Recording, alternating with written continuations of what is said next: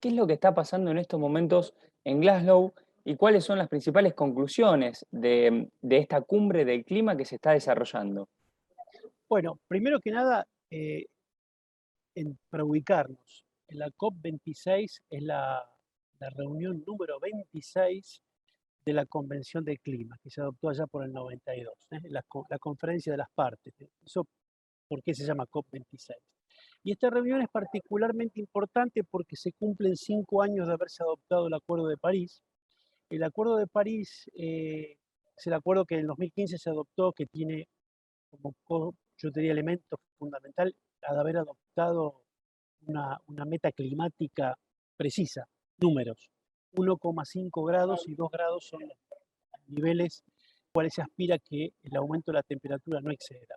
Esto tiene enormes implicancias porque esto define ya una política concreta, no aspiracional, sino muy concreta de cómo se descarboniza todos los sectores de la economía. Y acá estamos hablando de, de- de plata, estamos hablando de transformar la economía de cada uno de los países. Así que esto explica la tensión y la complejidad de estas negociaciones. Entonces, ¿por qué dije 5 años? Porque el Acuerdo de París establece que cada 5 años se tiene que hacer el conteo de qué tan cerca estamos o no de cumplir las metas de acuerdo a los compromisos que los países van a adoptar. Y discúlpeme que se haga largo, pero el Acuerdo de París tiene la siguiente estructura. Es un acuerdo que se estructura de abajo hacia arriba. Es decir, los compromisos de los países son voluntarios. Son voluntarios hasta que lo formalizan, pero parte de una decisión nacional. Por eso los compromisos vas a escuchar o leer que se llaman NDC, que quiere decir contribución nacionalmente determinada. Después se formaliza y pasa a ser obligatorio, pero parte de una voluntad. Entonces, el resultado final es el agregado de la sumatoria de todas las contribuciones.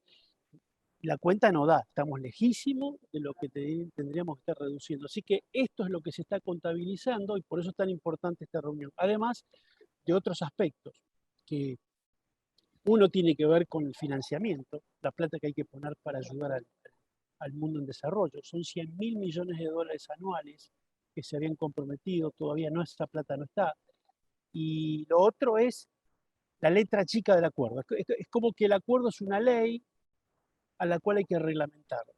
Ya se reglamentaron muchísimos artículos, pero hay una parte que no se reglamentó todavía, que es la creación bajo el Acuerdo de París, del mercado de carbono.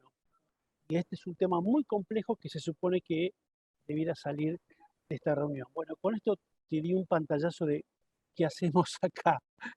No, muy importante el pantallazo, Juan Carlos. Y ahora voy un poco más allá y te pregunto, bueno, ¿qué es esto de la descarbonización de la economía y cómo impacta también esto en lo que es la transición a una economía carbono neutral en áreas claves como, por ejemplo, comercio internacional, hidrocarburos, geopolítica y también el sector agropecuario?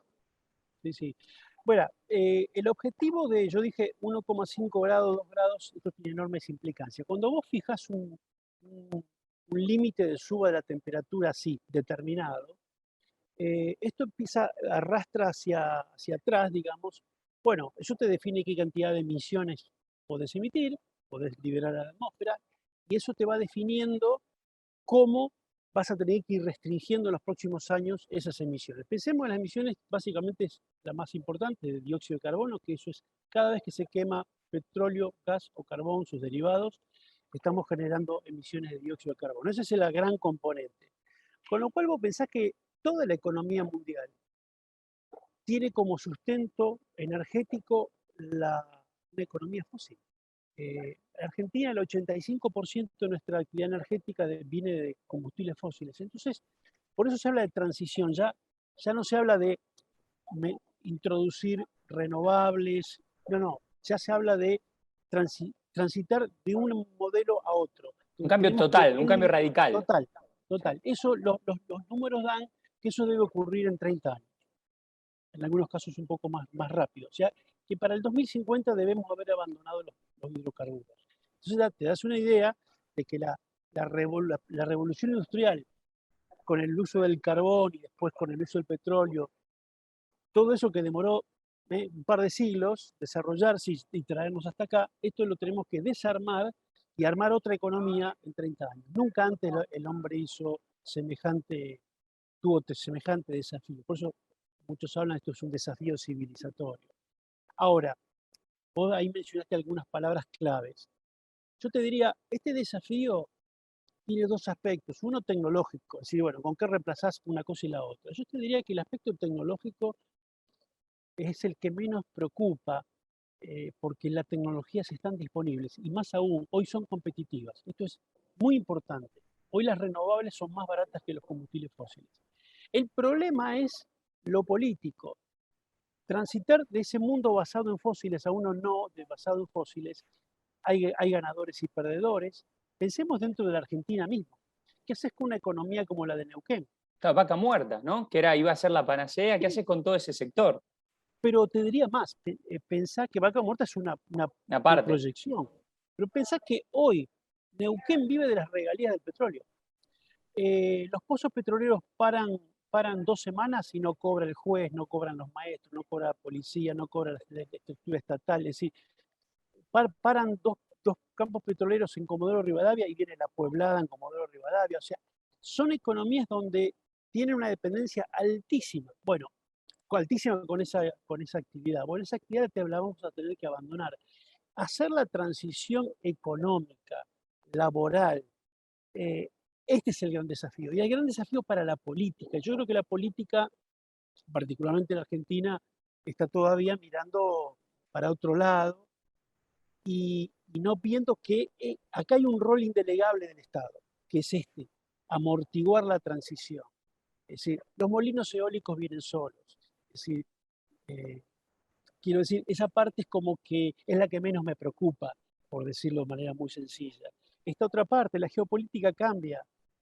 Digamos, las, pensé que hay países, bueno, Medio Oriente, o sea, bueno, los países grandes productores de petróleo tienen que reconvertir íntegramente su economía. Entonces, lo que estamos viviendo es una situación increíble. Y esto trato de ser muy enfático para que se comprenda por qué son complejas estas negociaciones. Porque alguna gente dice, bueno, no se pusieron de acuerdo. Está, cada letra que se escribe son billones de dólares que alguno gana u Claro, otro pierde. intereses. Intereses. Claro, pero intereses genuinos, no Sí, sí, intereses sí, sí. espurios, quiero decir. O sea, esto que yo te cuento en Neuquén es dramático. Es decir, Neuquén no es culpable de vivir de las regalías del petróleo.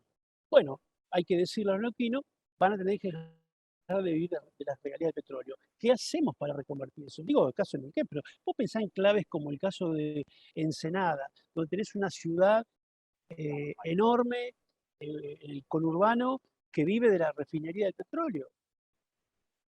Habla- Quiero decir, es muy lindo hablar de los autos eléctricos. Los autos eléctricos funcionan y vos vas a tener un auto eléctrico y tus hijos van a tener auto eléctrico. Esto no tengas duda. El tema es cómo administramos la transición económica y social. Este es el gran tema para la política. Digo porque a ambos nos interesa la cuestión política. Bueno, justamente iba a ser mi próxima pregunta, porque hablaste de la cuestión política y tengo que preguntarte por el rol de Argentina dentro de la cumbre en este contexto. ¿Qué papel jugó la política y qué está jugando la política argentina local en esta cumbre? Mirá, el rol de Argentina en esta cumbre es una de las peores que yo he visto desde que sigo esto, que es desde allá 96, 97, cuando se empezaba a discutirse el protocolo de Kioto. De las peores, con distintas direcciones políticas. Pensemos que en aquel momento estábamos en las relaciones carnales con Estados Unidos, después vinieron otros procesos, pero esta es una de las peores porque esto es demostrativo de la disgregación que hay dentro del gobierno. Te doy una situación, te cuento una situación que pasó la semana pasada, la semana previa a la cumbre. Hay algo que se llama el Gabinete Interministerial de Cambio Climático, que se supone que es la estructura interministerial en donde se acuerda este plan que hay que pensar para el 2030, para el 2050. Bueno, esta discusión se venía supuestamente dando allí, había ciertos planes, y hace una semana, 2 semanas atrás, La Secretaría de Agricultura, junto con algunas entidades del campo, y ahora vamos a la segunda parte que vos me planteabas, salieron con un documento muy duro contra ambiente y contra lo que estaba discutiéndose en el gabinete interministerial. O sea que Agricultura, ¡pum!, rompió todo. A la semana rompe todo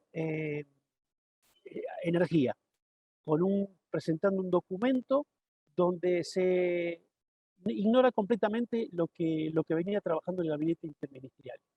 ¿Por qué pasa esto? Porque no hay consenso dentro del propio gobierno.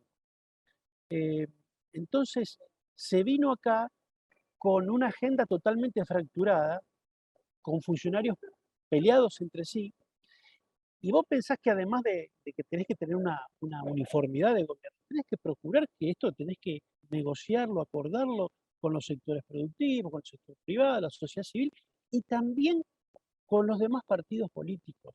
Estos son programas de gobierno de 10 y de 30 Claro, años. de largo plazo. Es decir, acá no hay algo así como eh, una decisión que se toma y se aplica en 4 años. Acá una decisión que se debe aplicar a lo largo de los próximos 10 años. El compromiso hacia el 2030 son cuatro periodos de gobierno. Entonces, estalló todo en Argentina y así fue como se vino. Y veníamos con ideas peregrinas como este del canje de deuda por naturaleza, del canje de pedirle al Fondo Monetario canjear parte de la deuda por acción climática. Son, son pedidos lastimosos, porque vos podés plantear una cantidad de ideas heterodoxas, si querés, pero si vos estás negociando un acuerdo donde estás sentado en la mesa discutiendo el todo, pero no podés, no hay acuerdo con el fondo y querés discutir una idea de este tipo, que además, ponele que se dé, no es escalable, no es replicable, no. Bueno, si fuera replicable, estalla en mil pedazos el sistema del crédito internacional. Bueno, Juan Carlos, me queda preguntarte por la vamos. generación de hidrógeno verde como energía Ah, renovable. ¿Qué es? el Y hidrógeno es, te diría, una de las grandes promesas que, que tenemos allí adelante. El hidrógeno es básicamente la electrólisis del agua a partir de electricidad y verde porque usando electricidad renovable. Eso que vimos en la escuela, la electrólisis, hidrógeno y oxígeno, bueno, ese hidrógeno es un combustible que además puede ser utilizado de muy diversas maneras, muy diversas maneras. Ya Julio Verne eh, planteaba que el hidrógeno iba a ser el futuro energético.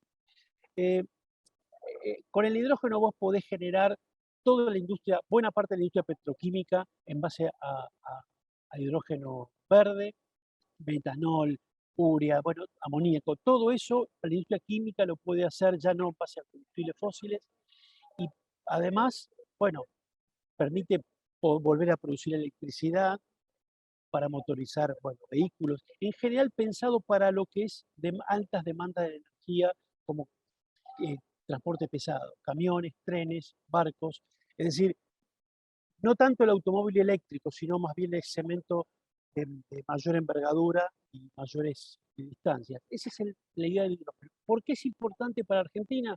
Porque va a haber un mercado global del hidrógeno. Y esto es parte de lo que hablábamos al principio. claro, Si vos podés reconvertir la pérdida que vas a tener al cerrar el sector hidrocarburo, poder tener algo que pueda ser un commodity para vender. Pero el hidrógeno, lo que pesa y mucho es nuestra eficiencia económica. Por eso Chile está mucho más avanzado que nosotros, porque yo te dije rápidamente, se produce a través de energía renovable, electricidad renovable. Bueno, depende del precio de esa electricidad renovable. Nosotros producimos electricidad renovable al doble del precio de Chile. ¿Por qué? Porque nuestro financiamiento es caro, por todo lo que ya sabemos. el riesgo país. El riesgo país. Entonces, para Japón es bastante sencillo hacer un acuerdo de inversión conjunta con Chile porque sabe que va a lograr ciertos precios que los va a poder mantener por 10, 20, 30 años. O sea, no quiere tener sorpresas. Nosotros podemos prometerle a Japón o a Europa estabilidad y competitividad de precios por 10, 20, 30 años. Entonces es muy difícil que nos puedan ayudar en hidrógeno lo que compite fundamentalmente, hay que tener recursos, y Argentina lo tiene. Lo que compite fundamentalmente es la eficiencia de las economías, por el centavo que se pueda lograr diferencia.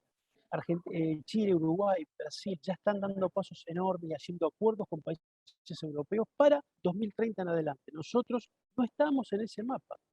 Y entonces el hidrógeno es una de las últimos trenes a los cuales podemos subirnos en este recambio tecnológico que viene.